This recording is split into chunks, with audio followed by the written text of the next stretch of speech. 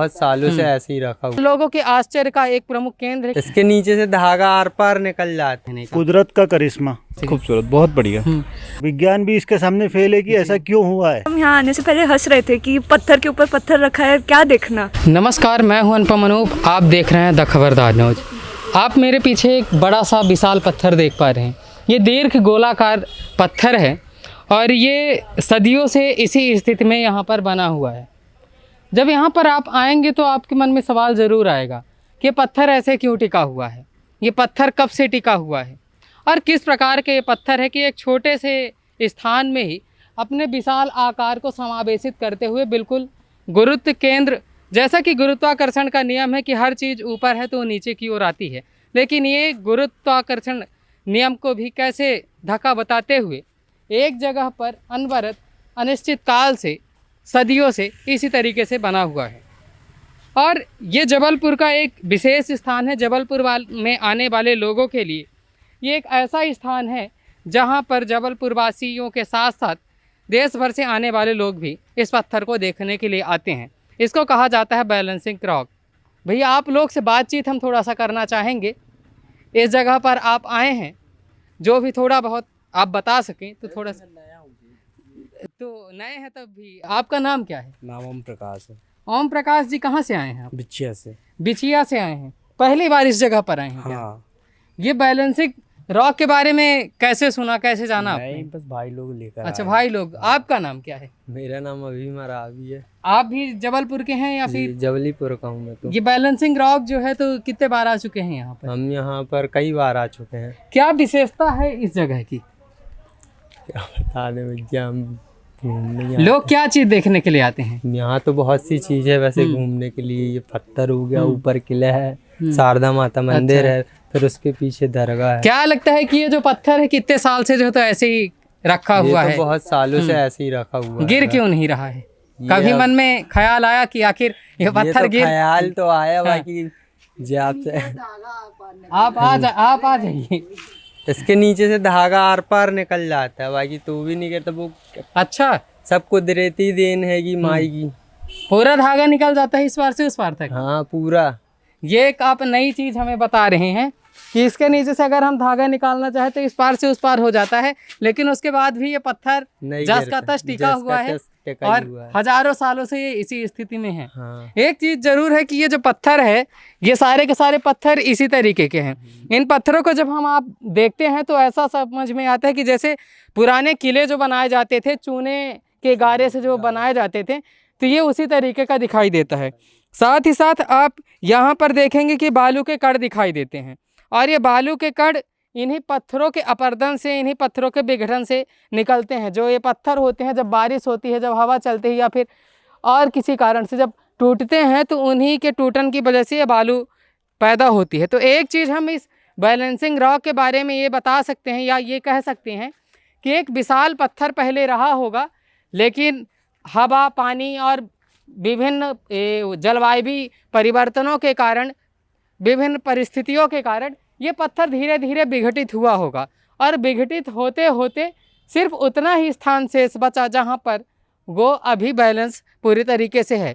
इसका सीधा सा आशय ये है कि शायद इसके आकार में निरंतर थोड़ा सा परिवर्तन आ रहा होगा, थोड़ी सी कमी हो रही होगी, लेकिन उसके बावजूद भी ये आश्चर्यजनक ढंग से इसी जगह पर सदियों से टिका हुआ है और यहाँ पर लोगों के देखने का एक प्रमुख स्थान है और लोगों के आश्चर्य का एक प्रमुख केंद्र है कि कैसे इतना विशाल पत्थर एक ही जगह पर सदियों से टिका हुआ है। और इसके टिकने की स्थान की बात करें तो बहुत ही छोटी सी जगह है जिस जगह पर ये पत्थर रखा हुआ है और हवा, पानी और बहुत सारी परिस्थितियाँ, यहाँ तक कि कई बार जबलपुर में भूकंप भी आया और शायद ये क्षेत्र भी भूकंप के झटके सहा होगा, लेकिन उसके बावजूद भी ये पत्थर गिरा नहीं।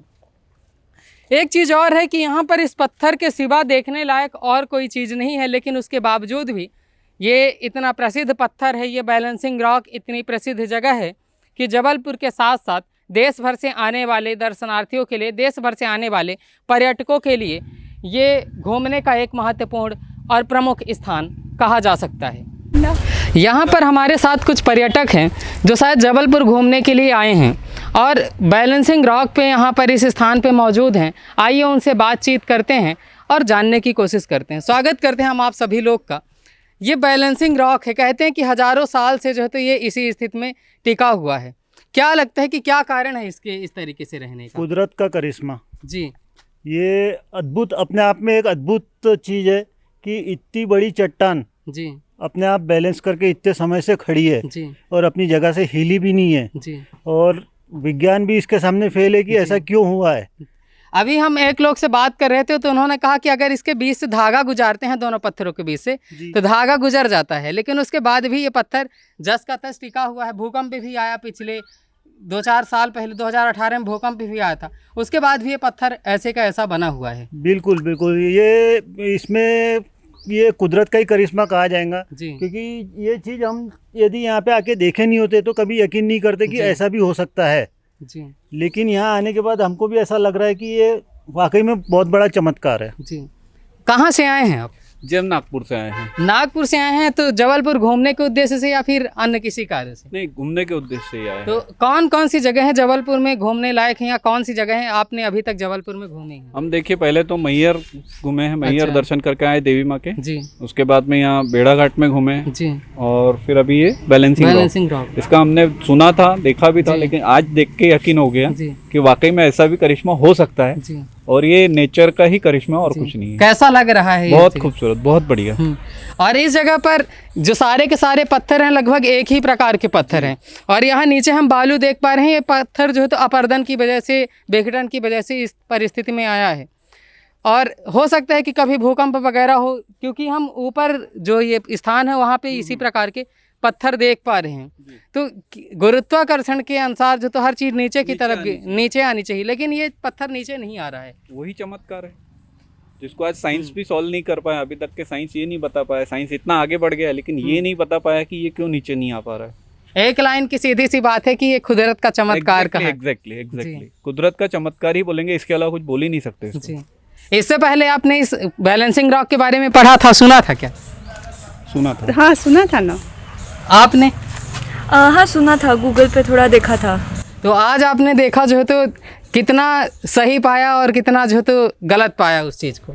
हम तो काफ़ी शौक थे, पहले हम यहाँ आने से पहले हंस रहे थे कि पत्थर के ऊपर पत्थर रखा है, क्या देखना। जी। लेकिन यहाँ आके देखा तो काफ़ी ज़्यादा Attractive लगा। अट्रैक्टिव है जी। और साइंटिफिक अगर आप साइंस से आती हो तो गुरुत्वाकर्षण के अनुसार हर चीज़ नीचे गिरनी चाहिए, लेकिन ये बहुत छोटा सा स्पेस है, उस स्पेस के ऊपर ये पूरा का पूरा पत्थर रखा हुआ है। तो क्या कहना चाहेंगी इस बारे में? बस यही कि कुदरत का करिश्मा है, और क्या। और इस जगह पर इस पत्थर के अलावा कोई दूसरी चीज़ घूमने लायक है नहीं, लेकिन उसके बावजूद भी हज़ारों की तादाद में प्रतिदिन जो है तो लोग यहाँ पर आते हैं देश भर से, और इस पत्थर को देखते हैं और यहाँ पर रह करके जो है तो इस जगह का आनंद लेते हैं। इसके साथ और कौन सी जगह है जाने का प्लान है आप लोग का? अब फिलहाल तो और कुछ नहीं, अगली बार देखेंगे। जबलपुर के बारे में आपसे जानना चाहेंगे कि कौन सी जगह है और घूमी जा सकती हैं? जबलपुर बहुत ही खूबसूरत सिटी है जी। और बार बार यहाँ आने का मन करता है। जी। जबलपुर में बहुत से ऐसी जगह है जो अभी हमने देखी नहीं है। अच्छा। तो इसके लिए नेक्स्ट टाइम हम प्लान बना के जरूर आएंगे। जी। लगभग कितने दिन का टूर बनाना चाहिए? अभी तो हम सिर्फ 2 दिन के टूर पे आए थे, जी। तो उसमें एक दिन हमारा मैहर गए थे, तो एक दिन पूरा मैहर में ही बिताया हमने, और जबलपुर में सिर्फ हम आज का दिन ही रुक पाए। जी। अब नेक्स्ट टाइम आएंगे तो कम से कम हफ्ते भर का प्लान बना के आएंगे। चलिए, आप लोगों ने बातचीत की, बहुत बहुत धन्यवाद। तो हमने बैलेंसिंग रॉक के बारे में यहाँ आए पर्यटकों से बातचीत की और जाना इस पत्थर की विशेषता के बारे में।